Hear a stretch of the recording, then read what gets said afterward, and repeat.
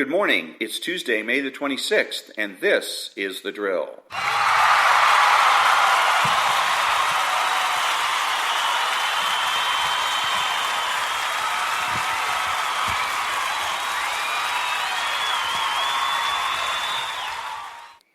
Thank you very much. I'm Ron, your host and the only true conservative in the United States today, because I am the only one that knows how to truly defeat the left. I created this podcast to answer the question most asked by conservatives, namely, what can I do? My podcast is short, approximately 5 to 10 minutes long, because shorter podcasts are easier to download and listen to, and shorter podcasts force me to get to the point. I've been listening to conservative talk radio since 1989.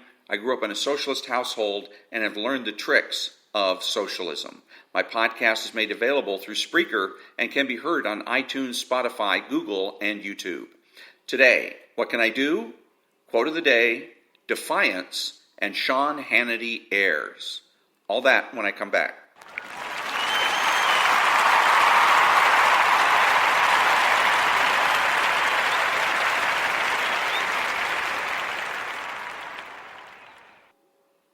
Thank you. What can I do?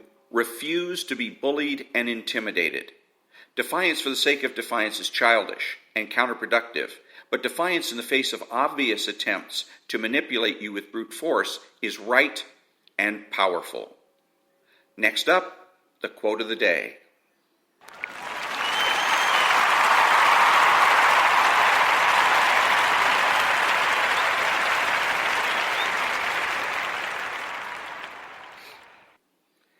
Thank you. The quote of the day comes from the book Sophistry and Political Philosophy, Protagoras' Challenge to Socrates.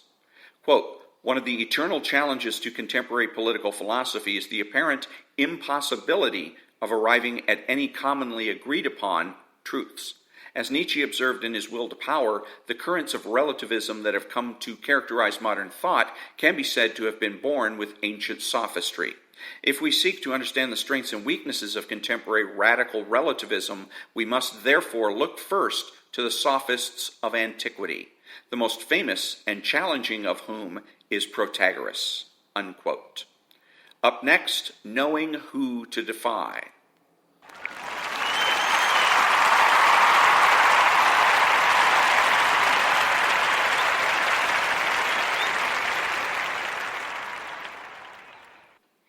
Thank you.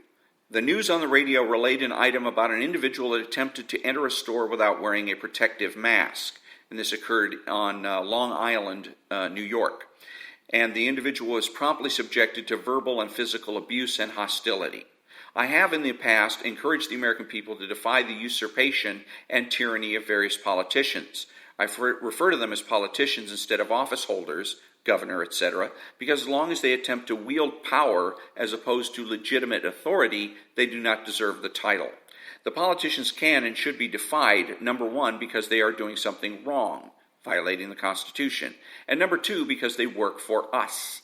The issue of whether or not to wear a mask is different. Being asked to wear a mask in a store or restaurant is authoritative, as opposed to bullying, because in the case of the store or restaurant, one is on private property, and the property owners enjoy the right to use their property as they see fit. If one refuses to wear a mask that has been made known to be a condition of entering another person's property, one does not strike a blow for freedom, but actually infringes on the property owner's rights. When one violates another's rights, one is in the wrong. If you're going to be defiant, defy the politicians who seek to bully us into submission rather than legitimate property owners. Coming up, Sean is wrong.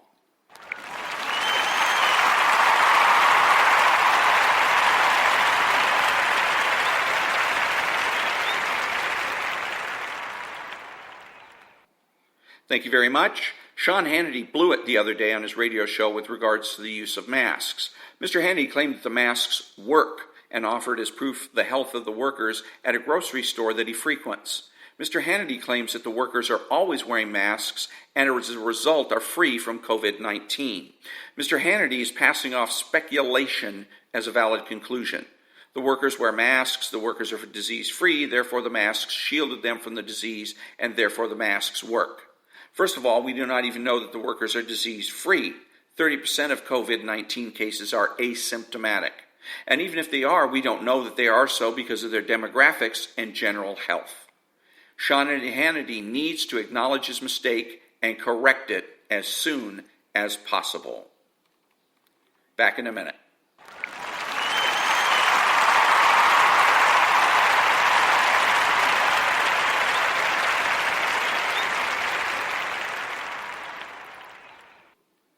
Thank you. Who is the true conservative? He is the person that has the courage of his convictions and is confident in what he knows. He is the person that understands that cultural conservatism is more important than political conservatism. He's not selfish, but minds his own business. He acts like an adult. He is patriotic and uses common sense. He expresses what he knows and does so with certainty. He makes judgments, refuses to speculate, speaks clearly and definitively, and is not afraid to say no. He's open-minded, asking why rather than why not. He's consistent, credible, and influential. Not ashamed of his existence, unafraid to learn or correct mistakes. He is a normal American, and he is better than the socialist. He's a better friend, father, brother, family member, and a better person, period. You have to know that. If you don't know with every fiber of your being that being a true conservative is best, then you're wasting your time. And that brings me to the end of another episode of The Drill. Remember, be honest, be smart, and be beautiful. And always ask yourself, what is real? How do I know? What do I do about it? Think about it.